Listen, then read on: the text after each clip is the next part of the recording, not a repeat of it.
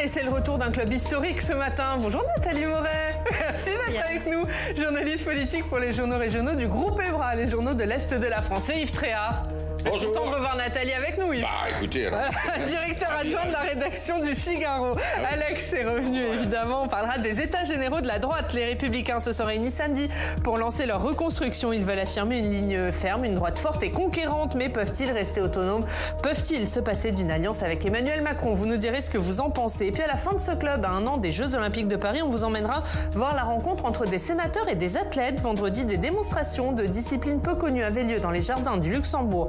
À Paris, vous verrez le reportage dans une demi-heure. D'abord, on regarde l'actualité dans nos régions.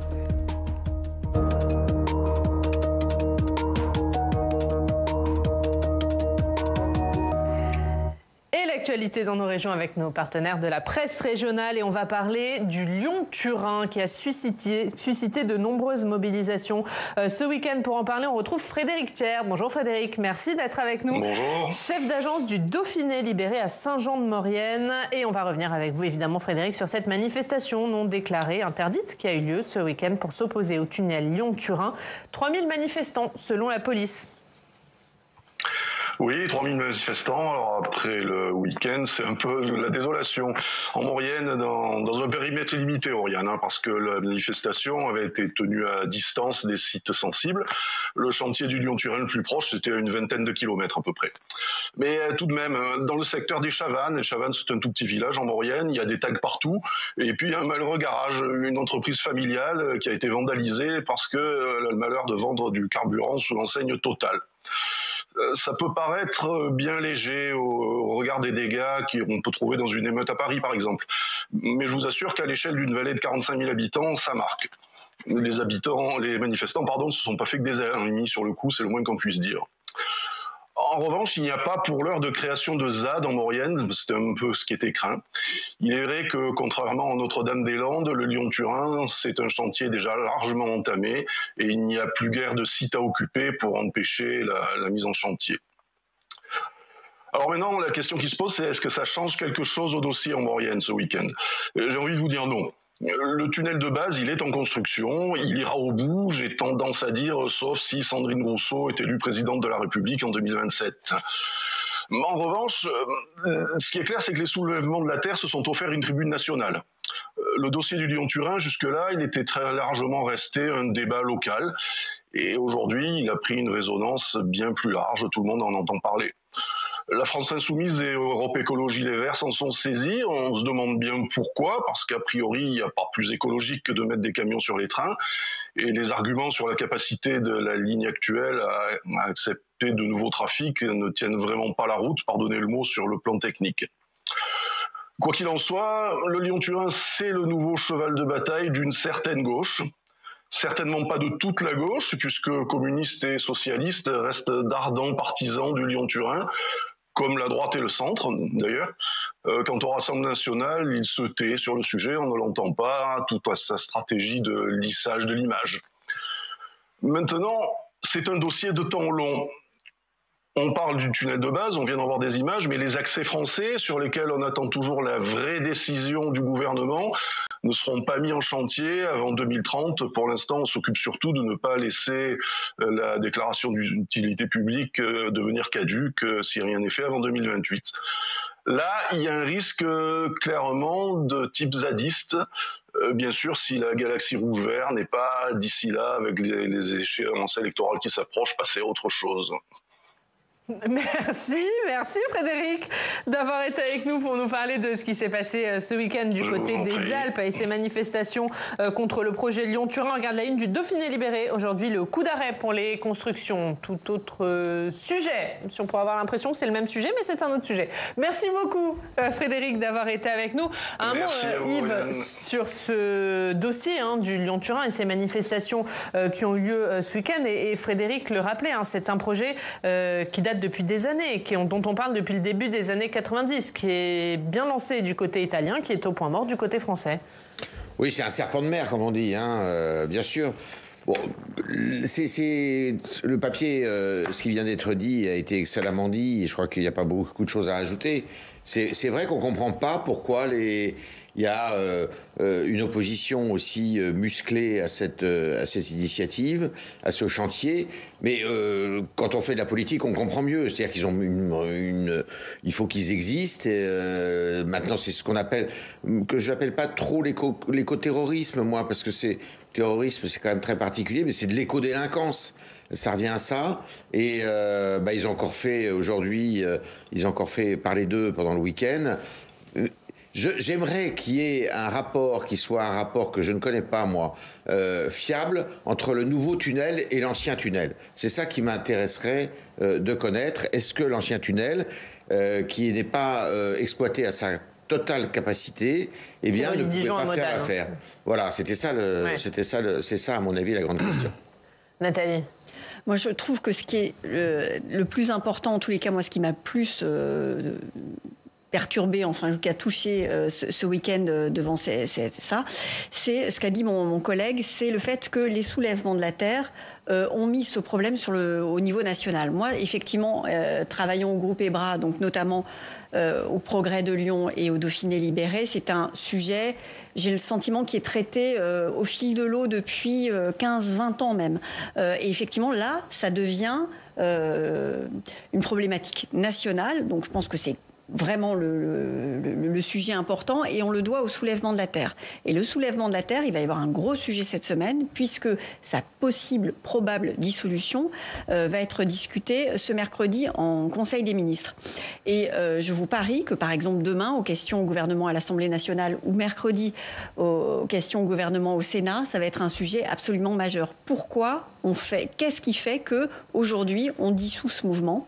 Quelle est la différence entre l'écoterrorisme ou simplement les lanceurs d'alerte? C'est tout le sujet des soulèvements de la terre, et je trouve que c'est le sujet intéressant que nous apprend... Oui, mais Nathalie, quand même, quand on les a vus à l'œuvre, notamment à Sainte-Soline et ici ou là en France, c'est tout à fait intolérable, quoi. Ils ont une attitude qui est tout à fait détestable et qui, à mon avis, mérite dissolution, si c'est le cas. Je ne sais pas si d'ailleurs ça sera très efficace, mais ils ont une attitude qui est absolument détestable. Alors effectivement, vous avez raison, il y a des comportements qui sont répréhensibles, qui tombent sous le coup de la loi, et donc qui doivent être jugés. Mais il y a deux différences. Il y a des comportements délinquants qui doivent être jugés par des... Voilà, ok. Mais est-ce que ça vaut dissolution ? C'est-à-dire que est-ce que la dissolution d'un mouvement aussi important qui croise des problématiques environnementales qui sont portées par un maximum de jeunes, beaucoup de jeunes, encore une fois, ça n'enlève rien au fait qu'il y ait parfois des comportements délictueux, mais est-ce que dissoudre un tel mouvement qui croise la volonté d'autant de personnes dans la société, un mouvement fort dans la société, est-ce que ça va être quelque chose qui ne peut pas avoir un effet boomerang ? Moi, c'est la question que je me pose.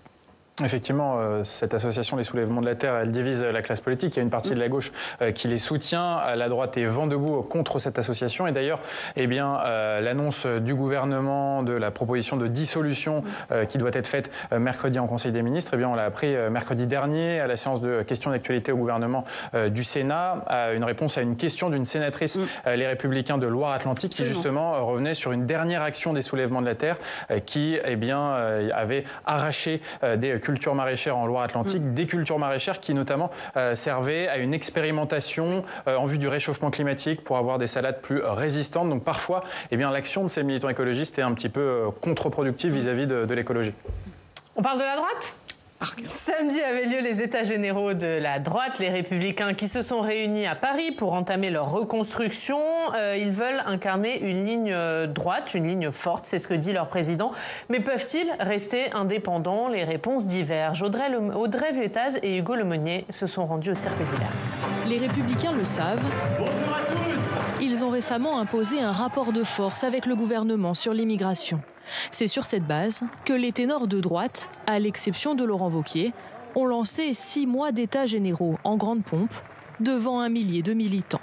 L'objectif, c'est de trouver d'autres thèmes forts et des lignes claires sur l'écologie, l'école ou encore le logement. Tout pour ne pas rejouer la séquence des retraites et les divisions qui ont perdu les électeurs. On a vu des positions de certaines personnes qui allaient à l'encontre de ce qui avait été soutenu auparavant. Et évidemment, ça brouille les cartes. Mais problème, cette volonté d'unité pourrait rapidement voler en éclats au moment où la majorité présidentielle réfléchit à un accord de gouvernement avec la droite pour tenter de capter les 40 voix qui lui manquent à l'Assemblée. D'un côté, il y a ceux pour qui LR doit rester à tout prix dans l'opposition, comme Gérard Larcher, qui ferme la porte aux rumeurs. Je reste convaincu, je vous le dis, que la bonne stratégie doit être l'indépendance et la responsabilité. Cette majorité relative n'est pas la nôtre. Nos différences sont très profondes. Il est rejoint par Éric Ciotti, le président du parti. La droite est là, la droite est debout, la droite est indépendante, elle n'est soumise à aucune influence, elle n'est la supplétive de personne, elle est forte, elle veut gagner et elle veut occuper la seule place qui vaille, c'est-à-dire la première. Mais aussi ceux qui ont affiché leurs différences par le passé, Xavier Bertrand et Aurélien Pradier. Moi, c'est niette. Et je pense que plus clairement on le dira, mieux ce sera. Nous n'avons pas vocation à magouiller avec Emmanuel Macron. On ne peut pas le matin dire qu'il a fait un mal incroyable à ce pays et le soir espérer en être son marchepied. Pourquoi on ira au gouvernement ? Moi, je suis un opposant. Par contre, si on pouvait infléchir cette politique, ce serait vraiment bien. Ce serait bien pour la France, ce serait bien pour les Français. Mais il y a aussi à droite des voix qui prônent le pragmatisme sous condition. On ne peut pas continuer comme ça. Moi, je veux vous dire, j'ai beaucoup de peine de voir l'état de la France. Regardez la réforme des retraites, les débats. Franchement, on s'est quand même tous déchirés ou entre-déchirés. Donc on peut trouver peut-être un terrain d'entente, qu'on ait un accord politique de gouvernement. Et puis, parce qu'on ne va pas faire 4 ans comme ça. Hein. Nous venons de proposer des textes sur l'immigration. Si le président de la République dit « Banco, je ne suis pas à les mettre en application si vous acceptez un pacte sur des projets », immigration, sécurité, éducation, on peut réfléchir. Mais si c'est juste pour faire du débauchage, non. Pour Bruno Retailleau, la droite aurait beaucoup trop à perdre. Et je le dis aussi à mes amis qui pourraient être intéressés par telle ou telle place au gouvernement. Je pense que, attention, on est une démocratie qui est en crise, qui est très fatiguée. Et je pense que ce genre d'accord, on doit le faire en toute transparence lorsqu'il y a une élection, mais certainement pas dans les couloirs par des marchandages. On doit se refonder, on doit, sur chaque sujet, avoir des textes de loi prêts à l'emploi. C'est comme ça qu'on arrivera à se recrédibiliser. L'objectif est clair, tenter de revenir au pouvoir en 2027. Nathalie, vous y étiez, on va évidemment parler longuement de la question de la ligne et de l'indépendance, mais d'abord on a entendu quelques divisions. Est-ce que les Républicains peuvent retrouver leur unité perdue sur la réforme des retraites ? Non, parce qu'il y a eu effectivement des divisions entre eux. Ils ne peuvent pas la retrouver. Par contre, ils peuvent établir un socle idéologique dans l'objectif, enfin dans le but de 2027, et c'était l'objectif de cette réunion. Donc se reconstruire par le fond. Ben oui, c'est ça. Alors en même temps, c'est pas la première fois qu'ils essayent de le faire, puisque je vous rappelle qu'ils ont quand même perdu toutes les élections depuis 2012, et à la dernière, ils ont fait 4,78% au premier tour. Donc c'est pas la première fois, et c'est là où je mets un petit peu un bémol, parce que je me rappelle qu'après la défaite de 2017, donc après la défaite de François Fillon que beaucoup voyaient président avant qu'il lui arrive ce qu'on sait. Donc en 2017, Bernard Accoyer, à l'époque, avait fait des sortes d'états généraux. Ça ne s'appelait pas comme ça, mais bon, il y avait eu effectivement une tentative de revenir au fond et d'établir une ligne politique. Et ça s'était terminé au bout de plusieurs mois de discussion avec une grande interview dans le Figaro de Bernard Accoyer qui disait ça y est, la droite est de retour et on a retrouvé la boussole. 6 ans après, le thème c'était où va la droite. Donc la boussole, il l'avait retrouvée, mais pas longtemps. Donc on voit qu'à chaque fois, il y a des tentatives de renverser la table qui sont claires. Là, je veux dire, vraiment, il y a eu des discussions de fond samedi. Il y a eu des débats importants. Mais moi, là, le bémol que je mets, c'est à quoi vraiment ça va servir ? Puisque Éric Ciotti, le président des Républicains, a parlé pendant 3 quarts d'heure. Il a parlé de sécurité, d'immigration. Il a eu un discours extrêmement ferme sur les bases d'une droite forte. Donc on a le sentiment que la ligne, elle est déjà là et qu'elle a été édictée par Éric Ciotti. Donc est-ce que tout ça n'est pas un peu de l'affichage ? Moi, c'est un petit peu la question que je me pose. Et juste dernière chose, dans la salle, il y avait effectivement des militants, mais il n'y avait quasiment pas de parlementaires. Donc quand vous êtes là pour parler du fond, pour établir une ligne, pour essayer de retrouver ce qu'on a en commun, et qu'il y a 3 sénateurs et 4 députés, ça pose un peu question. Ouais, effectivement, ça interroge. Est-ce que les Républicains, ils peuvent se reconstruire à travers un projet ? Est-ce que cette tentative, elle peut aboutir ? Je ne sais pas si elle peut aboutir, parce qu'il manque sérieusement et singulièrement d'incarnation. Il n'y a pas une incarnation forte. Donc là, ils occupent un peu le terrain. Eux, ils disent d'abord le projet, on verra l'incarnation après. Pour vous, ça peut pas. On peut pas y avoir de projet sans incarnation. Tous les partis politiques qui sont et toutes les formations qui sont en difficulté disent ça. Le malheur, c'est que c'est le contraire. Quand vous n'avez pas d'incarnation forte, vous n'existez pas. Le Parti socialiste, une fois qu'il n'y a plus d'incarnation, il n'y a plus de Parti socialiste. C'est pareil pour la droite, c'est pareil pour le Rassemblement national, c'est pareil pour tous les partis. Donc, on arrête avec ces histoires, d'abord les idées et tout ça. Je dirais, c'est des éléments de langage, ça.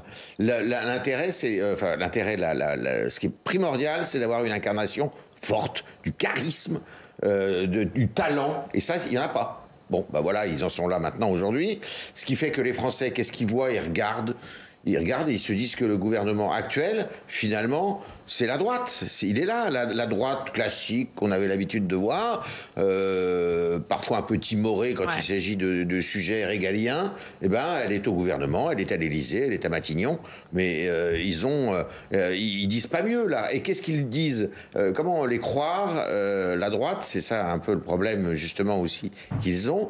Ils peuvent faire tous les meetings, toutes les conventions qu'ils veulent, ils ont perdu du crédit parce qu'on parle d'immigration, mais qu'ont-ils fait quand ils étaient au gouvernement? C'est-à-dire pour vous, ils ne sont pas en position de force sur cette séquence immigration? Ils parlent beaucoup, mais bon. Ce que dit Yves est très juste, parce qu'effectivement, on a vu samedi Éric Ciotti dire que l'ennemi, c'était l'extrême gauche. Et c'est à peu près dans ces termes qu'il a dit. Et 10 minutes plus tard, dans les couloirs devant la caméra, Rachida Dati disait « non, l'ennemi, c'est pas l'extrême gauche, c'est l'État de la France et il faut qu'on se batte pour remonter la France, etc. » Donc on voit bien qu'il y avait deux lignes. Il y avait celle qui était déjà sur 2027 en disant voilà, on se projette déjà contre Mélenchon.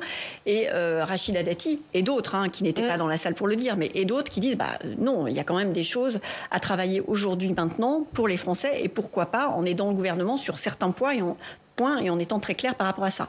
Donc cette ligne-là, pour ou anti-Macron, pro ou contre Macron, elle n'est toujours pas tranchée et en tous les cas, la réunion de samedi n'a pas contribué à le faire. Et vous qui y étiez samedi, Nathalie, elle représente... alors, il y a ceux qui sont pour un accord, Rachida Dati, on l'a entendu, il y a ceux qui sont contre, on va y revenir. Le parti, il est divisé à peu près comment, là-dessus? Samedi, honnêtement, non, c'est assez facile à dire. C'est une immense majorité des gens qui étaient là, des gens qui sont encore à LR, sont contre Emmanuel Macron, très clairement. Il y a eu des images qui ont été diffusées dans des clips, etc. Et dès qu'il était fait allusion ou qu'on voyait Emmanuel Macron, il y avait immédiatement des sifflets. Donc on voit bien que les gens qui restent aujourd'hui aux Républicains sont des gens qui sont plus proches d'Éric Zemmour que d'Emmanuel Macron, très clairement. Mais Rachida Dati, par exemple, fait le pari que pour gagner en 2027, il faudra rassembler à la fois sur sa droite et sur le centre droit. Ouais. Et elle dit on ne peut pas continuer. Vous voulez dire un mot, Alexandre? Peut-être un mot sur l'état de santé de ce parti. On dit il est très mauvais, voilà, c'est un parti en mort cérébrale. Mais quand on regarde... mais quand on dit, voilà, ils ont eu beaucoup de défaites électorales, mais quand on regarde, il y a quand même certaines élections, où notamment au niveau local, ils sont très présents. La droite a eu un peu plus de la moitié des communes, ils ont des conseils départementaux, des conseils régionaux. Soixantaine de députés. Voilà, ils ont la majorité au Sénat. Le Sénat, dans ce second quinquennat, avec une majorité relative à l'Assemblée, a un poids d'autant plus important qu'il peut faire passer certains textes. Donc ils ont quand même une force politique, un effectif d'élus qui existe. Leur seul problème, c'est de réussir au niveau national, notamment présidentielle européenne. Et au niveau national, il y a quand même, même si bien sûr l'incarnation se pose, il y a quand même un enjeu de ligne politique, car c'est un fait d'avoir une ligne politique qui rassemble les militants, notamment sur le régalien, sur la sécurité, mais encore faut-il bien convaincre une majorité de Français, et c'est peut-être ça leur défi. Alors pour aller dans votre sens, samedi, il y a eu un sondage qui a été présenté au Cirque d'hiver, là où se tenaient les États généraux. Le sondage était très clair là-dessus. La marque LR est une marque qui existe, qui est connue des Français et qui n'est pas du tout démonétisée. C'est-à-dire qu'effectivement, une majorité des Français, de mémoire c'est 62%, estiment que le Parti Les Républicains a un avenir. Donc on voit bien que la marque, elle est forte, elle existe. Simplement, ce que les sondeurs disaient, c'est que même si elle existe, il y a quand même des inconvénients, des manques sur cette marque, sur deux points principalement. Autant LR est reconnue sur, par exemple, l'immigration, sur les finances publiques, sur des choses comme ça, mais pas du tout sur le féminisme et sur l'environnement. Et le féminisme et l'environnement sont deux thèmes qui vont compter dans les années à venir. Et les politologues qui étaient présents disaient qu'effectivement, les LR devaient faire leur aggiornamento. Ouais, ça, c'est dur à dire. Sur ces thèmes-là. Je savais. Oui, mais ça fait longtemps, parce que le LR, de toute manière, sur ces thèmes-là, justement, c'est toujours la difficulté. Vous vous souvenez de Nicolas Sarkozy qui avait dit, au moment juste après le Pax, finalement, on a eu tort de s'opposer au Pax parce qu'on a montré une image ringarde. Ok, mais quand ils sont dans l'instant et dans l'événement, franchir le pas, c'est compliqué parce qu'ils sont obligés de se singulariser. Donc, féminisme, l'écologie aussi. L'écologie, ils n'ont pas du tout de... Voilà. Le problème de LR, c'est que... Enfin, le problème... je dirais le défi qui est posé à LR, effectivement, moi je suis d'accord, c'est un parti qui compte, c'est un parti qui a encore une énergie, c'est évident, mais il a une place à jouer, un coup à jouer pour 2027. Qu'est-ce qui se passe en 2027 ? Justement, celui qui pourrait incarner la droite aujourd'hui, qui s'appelle Emmanuel Macron, ne pourra pas se représenter. Donc dans l'axe central, vous allez avoir une place à occuper, qui sera entre le centre-gauche et le centre-droit.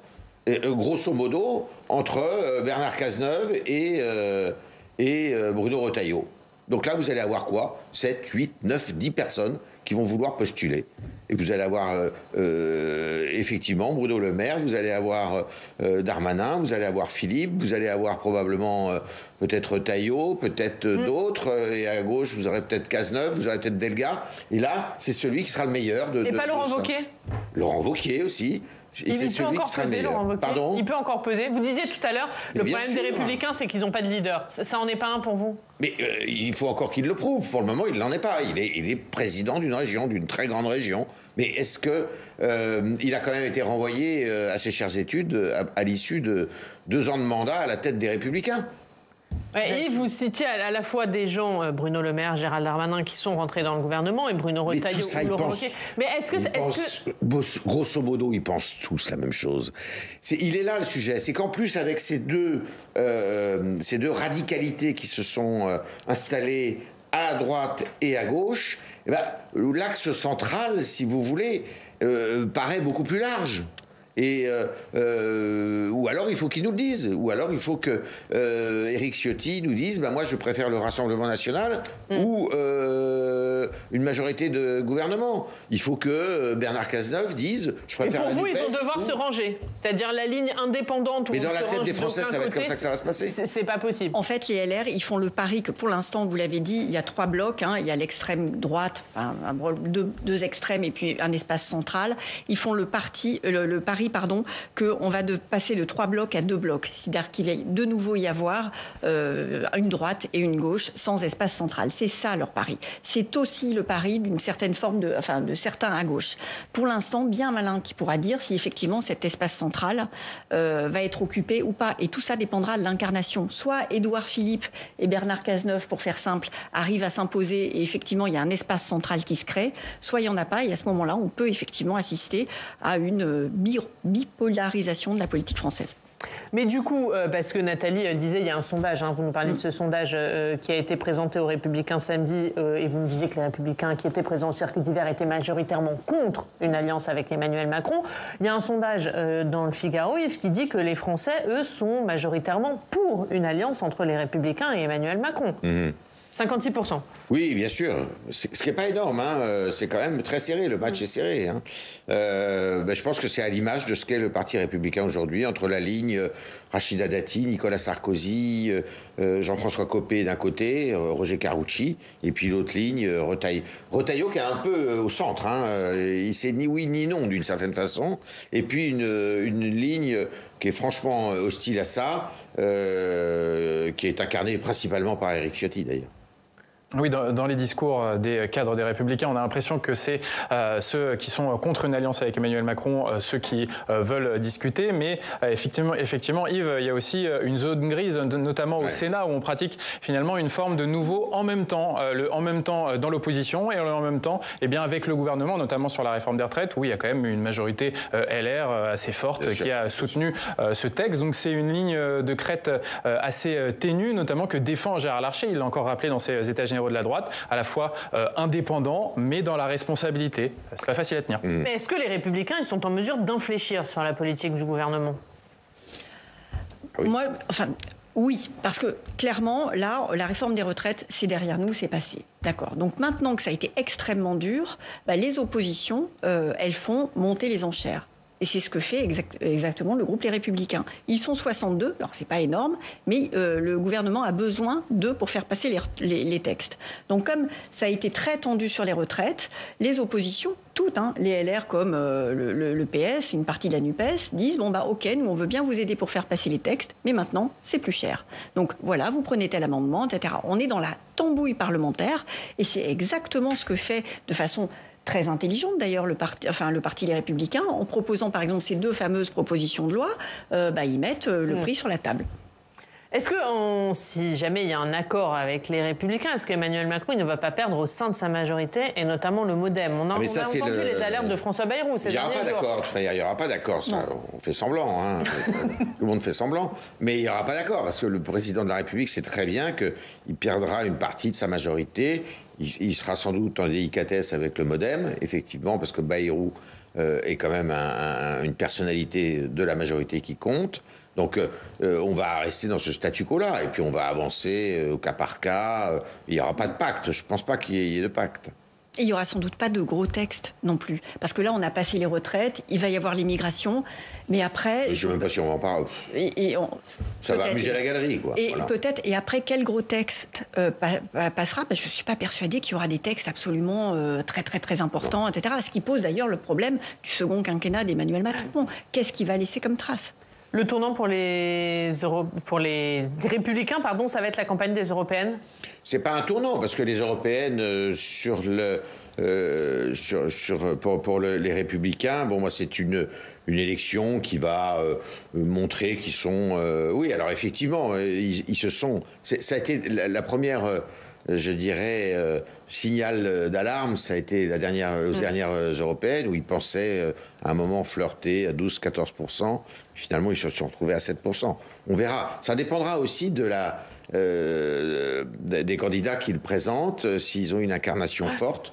Pour le moment, il y a des rumeurs qui courent, comme quoi ça serait Michel Barnier, suivi par François-Xavier Bellamy. On verra. Ouais, c'est le tandem qui tient la corde, en tout cas. Avec Michel Barnier qui prendrait la place de François-Xavier. Oui, voilà. Le but des LR, et ça, plusieurs députés me l'ont dit dernièrement, c'est leur dernier score en 2019, c'était 8,48.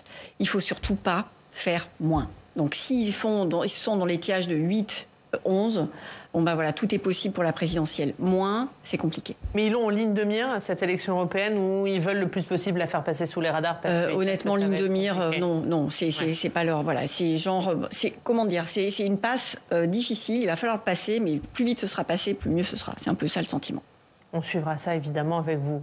On va parler de Gérard Larcher, mais dans un tout autre contexte, puisque vendredi dernier, le Jardin du Luxembourg est devenu le terrain de jeu de 2 disciplines olympiques plus connues, dont le breakdance qui fait son entrée au JO. L'occasion pour les sénateurs et Gérard Larcher de découvrir ces sports. Adrien Pain les a suivis. Des sénateurs face à un match de basket 3-3, un type de basket qui se joue avec 2 équipes de 3. Pour Gérard Larcher, c'est une totale découverte. La règle des 3-3 pour un président du Sénat qui n'y connaît pas grand-chose, en dehors du sport équestre. Voilà, allez-y. Le président du Sénat écoute attentivement les explications de Marie-Ève Paget, sacrée championne du monde de basket 3-3 l'année dernière. Le Jardin du Luxembourg a aussi accueilli une démonstration de breakdance. Dans le public, le sénateur Daniel Breuiller fait partie des rares à déjà bien connaître les 2 sports. Le 3-3, c'est une discipline extrêmement spectaculaire. J'adore cette discipline. Le breakdance aussi, on est dans un autre registre. J'ai une petite fille qui break, et donc je viendrai également très, très volontiers au JO de Paris assister à ces épreuves. Le basket 3-3 a fait son entrée au JO à Tokyo en 2020. Quant au breakdance, il sera une discipline olympique pour la première fois en 2024. C'est formidable de mettre à l'honneur ces sports modernes, urbains, hypertoniques. Le JO, c'est l'occasion de mettre à l'honneur des sports nouveaux, de les faire connaître, de les faire monter en puissance. À 16 ans seulement, la breakdanceuse Sia Dembélé espère représenter la France aux Jeux Olympiques et se réjouit de voir sa discipline dans la compétition. Personne s'y attendait, que le break entre JO, ça ouvre de grandes portes et de grandes opportunités, et ça fait connaître de plus en plus la discipline, donc c'est trop bien. Toute la journée, des écoliers ont aussi pu s'essayer à ces nouvelles disciplines et peut-être se rêver en futurs champions olympiques. Et voilà, cette découverte de nouvelles disciplines pour les sénateurs et puis pour évidemment les passants du jardin de Luxembourg. Et on est que lundi, hein, Yves. Oui, c'est bien. C'est vrai qu'on pourrait être un peu... Bon, faut pas être trop conservateur. C'est vrai que je demande le breakdance, est-ce que c'est un sport ou un loisir Essayez, Yves. Vous allez voir, c'est un sport. Je vais m'y essayer dès maintenant. Et la prochaine fois, d'ailleurs, je viendrai pour danser sur la table. Donc je reviendrai.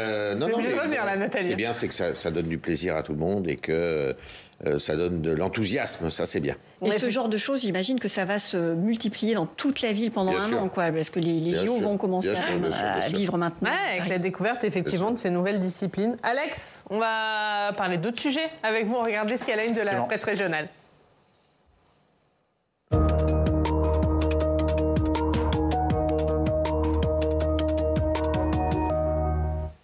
Et Alex, à la une de la Provence, l'entrée au Panthéon des Manouchians, couple de résistants. Effectivement, on a appris hier une nouvelle entrée au Panthéon, ce sera l'an prochain, celle de Misak Manouchian, figure de la résistance rescapé du génocide arménien, apatride, communiste. Il a été fusillé en 1944 par l'armée allemande sur le mont Valérien.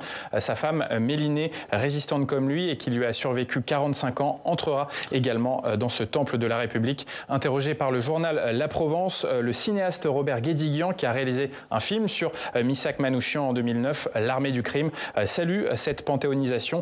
Je le cite, réaffirmer que des étrangers ont participé à la résistance et y ont laissé leur vie va à l'encontre de tous les propos diffamatoires que l'on entend aujourd'hui sur l'immigration. Leur action est un formidable vaccin d'antiracisme. Le salon de l'aéronautique couvre aujourd'hui au Bourget, Alex. Oui, on sait, le secteur de l'aviation va devoir faire face aux défis climatiques avec un objectif, développer une flotte aérienne sans carbone. Mais actuellement, le principal problème des constructeurs d'avions, c'est de répondre à la demande des compagnies aériennes qui est en plein boom.